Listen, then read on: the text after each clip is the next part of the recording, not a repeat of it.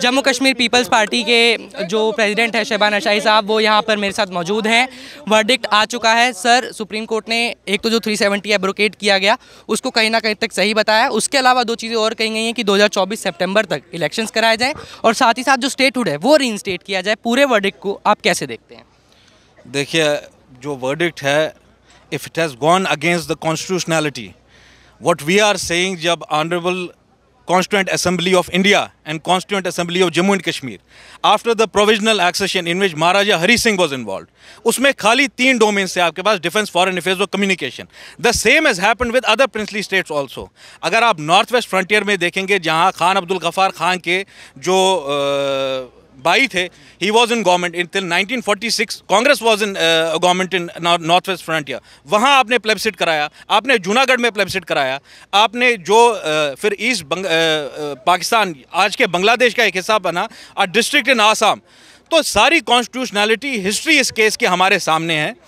If the decision has come against us, I've just reached Supreme Court, if the decision has come against us, we will appeal to a larger bench. Because in my idea, it was a part of basic structure of Indian Constitution. It cannot be abrogated. Keshav Nanda Bharti का 13 bench Supreme Court Constitutional Bench का जो decision है, that tells you what is a simple amendment and what constitutes to altering the basic structure of constitution. ये emergency powers invoke करके आप 370 को नहीं ख़त्म कर सकते थे। 370 की कोई असेंबली नहीं थी, कोई गवर्नमेंट नहीं थी उस वक्त।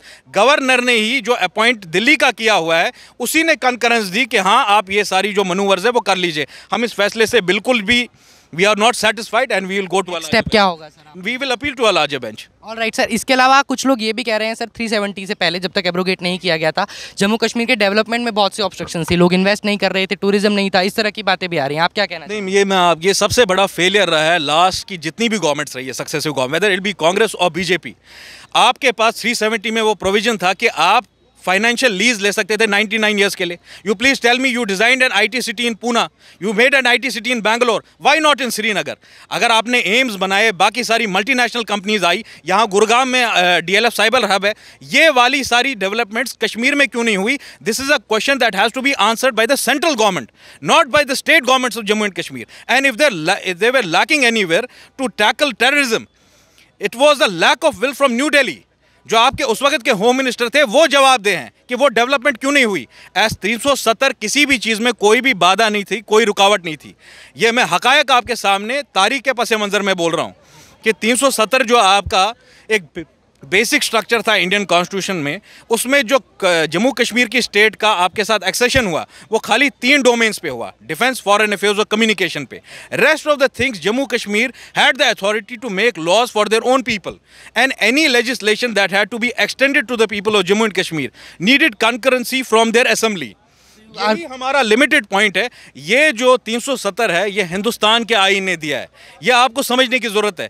ये किसी US के आईन ने नहीं दिया, अमेरिका ने नहीं दिया है, पाकिस्तान ने नहीं दिया है, चीन ने नहीं दिया है। आज 1 करोड़ 20 लाख अवाम जो है जम्मू कश्मीर की, वो ऑनरेबल सुप्रीम कोर्ट की तरफ आस की नज़रों से देख रही है कि हमारे साथ इंसाफ होगा। आप ही मुझे बताइए कहाँ होता है? Let us keep constitutionality on one side. On 4th of August 2019, entire Kashmir was converted into an open jail. Barbed wires were everywhere. Internet was shut down. Is this the way you deal with your own citizens? Conclude, sir, your only demand is not about state reviewed or re-elections, but it is also about... should come back in toto. It will strengthen the bond of India with the people of Jammu. You are going to challenge this verdict? We will definitely, most definitely go to the to a larger bench. Yeah, we will all sit together. The focal petitioners of the case, we will sit with each other and we'll support in our endeavors to bring back 370 in its original form.